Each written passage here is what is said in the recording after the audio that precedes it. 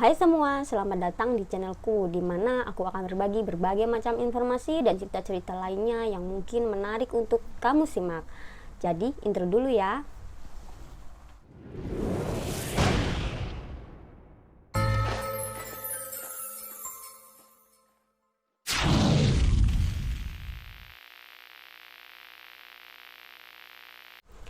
Time traveler atau penjelajah waktu adalah hal yang selalu menjadi pembahasan yang menarik. Sepertinya, mesin waktu dan penjelajah waktu ini sudah menjadi angan-angan manusia sejak lama.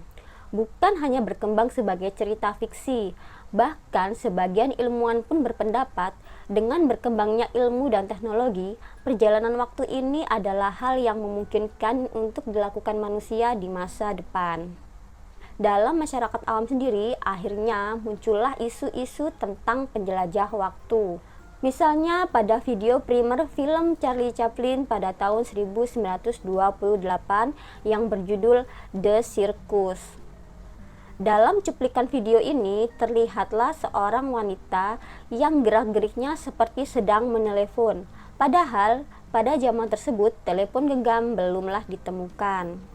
Sejujurnya video ini tidak terlalu jelas ya. Banyak yang berpendapat bahwa video ini dibuat hanya untuk menaikkan pamor film The Circus. Banyak orang yang lebih yakin bahwa sebenarnya wanita ini tidak sedang menelepon, tetapi memegang balok es untuk meringankan giginya yang ngilu. Berikutnya adalah video wanita di tahun 1930. Video lama ini menjadi sangat heboh di tahun 2012 karena wanita dalam video ini terlihat menggunakan sesuatu yang mirip dengan telepon genggam. Netizen pun akhirnya menduga bahwa wanita ini adalah seorang penjelajah waktu.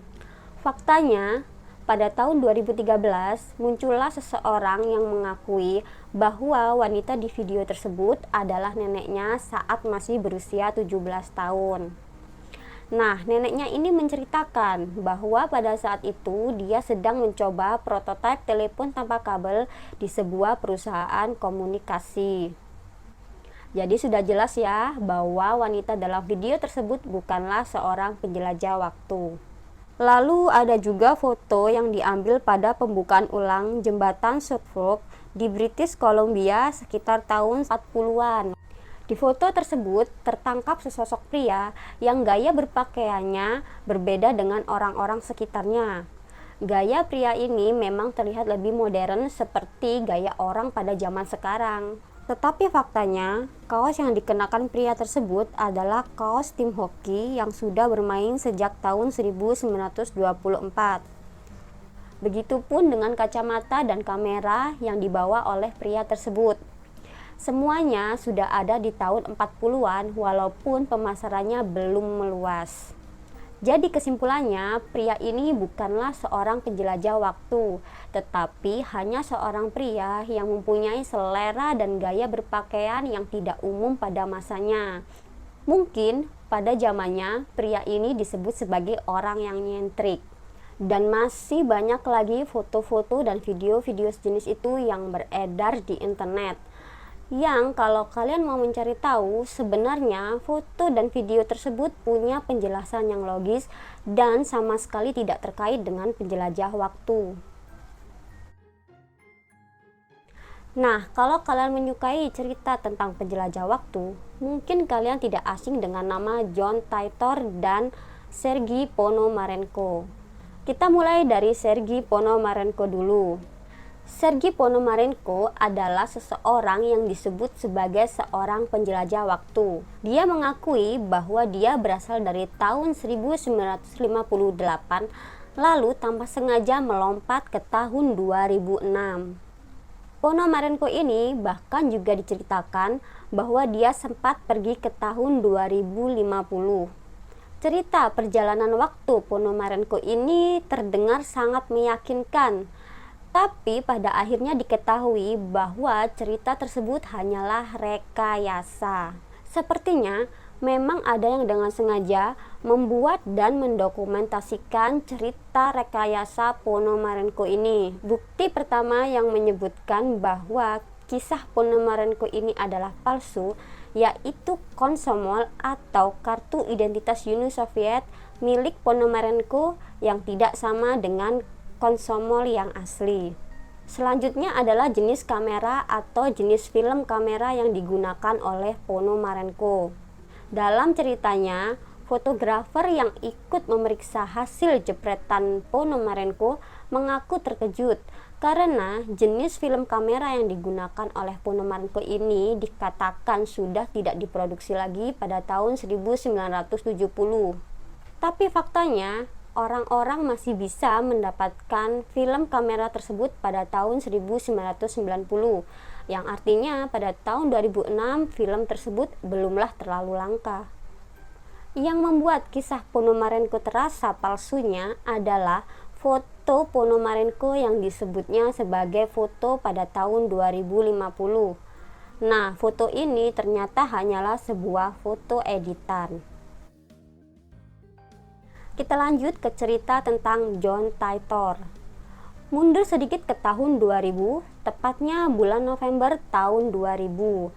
Nah, di tahun ini netizen dihebohkan dengan munculnya seseorang yang mengaku sebagai tentara Amerika dari tahun 2036.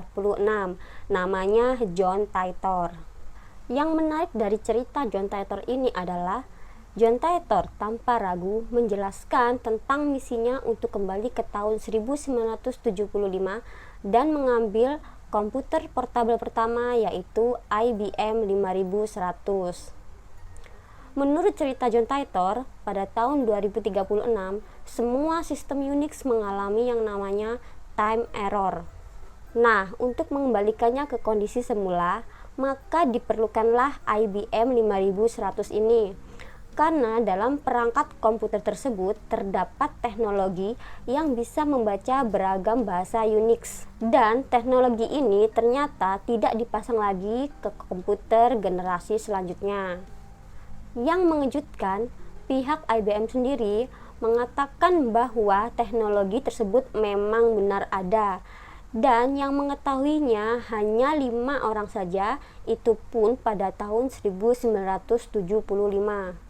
Setelah dari tahun 1975, John Titor lalu mampir ke tahun 2000 untuk beberapa alasan pribadi. Salah satunya adalah untuk bertemu dengan keluarganya yang ada di tahun 2000. Selama kurun waktu 5 bulan, John Titor aktif di forum internet yang bernama Artbell, di mana forum ini sekarang tidak bisa lagi diakses. Di forum ini, John Titor membagikan banyak sekali informasi tentang mesin waktunya, bagaimana cara pengoperasiannya, bagaimana cara kerjanya, serta formula ilmiah dari mesin waktu tersebut. Ini ia lakukan agar ilmuwan sekarang bisa mempelajari hal tersebut. Karena menurut John Titor, pada tahun 2036 di mana dia tinggal, mesin waktu bukanlah suatu hal yang aneh. John Titor juga bersedia menjawab pertanyaan-pertanyaan netizen terkait kehidupan di masa depan. Ada beberapa informasi yang disampaikan oleh John Titor yang benar-benar terjadi. Misalnya tentang runtuhnya gedung pencakar langit yang ada di New York, Amerika dalam waktu dekat.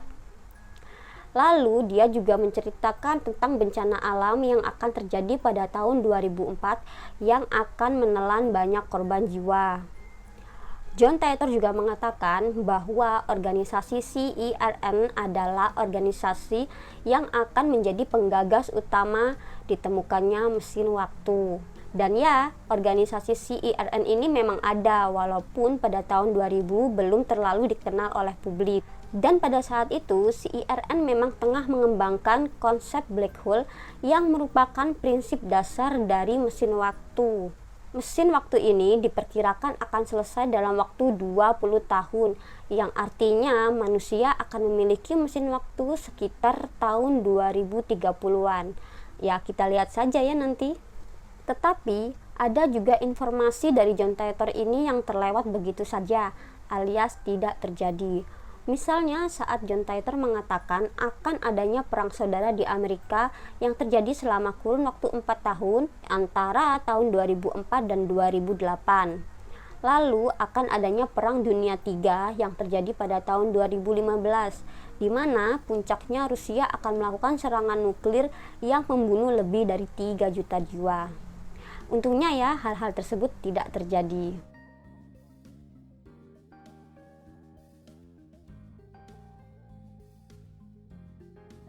Hanya ada sedikit bukti yang bisa menjadi acuan apakah John Titor ini adalah penjelajah waktu yang nyata atau tidak. Bahkan keluarga John Titor pun tidak pernah muncul di hadapan publik. Kabarnya keluarga John Titor ini keberadaannya dirahasiakan. Tetapi bagi yang ingin berhubungan dengan keluarga John Titor bisa menghubungi pengacara keluarganya yang bernama Larry Haber. Diketahui, Larry Haber ini adalah direktur utama dari The John Titor Foundation, di mana The John Titor Foundation ini meraup banyak untung dari penjualan cenderamata dan buku-buku cerita soal John Titor sang penjelajah waktu. Nah, karena hal inilah netizen kemudian kembali berspekulasi, apakah John Titor ini benar-benar ada atau hanya sebuah cerita yang dibuat untuk kepentingan materi semata. Lalu pada akhirnya yang tersisa hanyalah satu pertanyaan. Percayakah kalian kepada John Titor sang penjelajah waktu?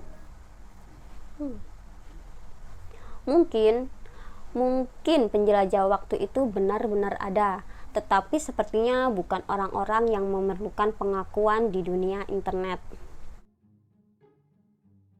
Itu saja pembahasan tentang penjelajah waktu dari aku. Silahkan kalau kalian memiliki cerita menarik tentang penjelajah waktu, boleh dibagi di kolom komentar. Nah, jangan lupa di subscribe, jangan lupa juga di like, dan sampai berjumpa di video selanjutnya.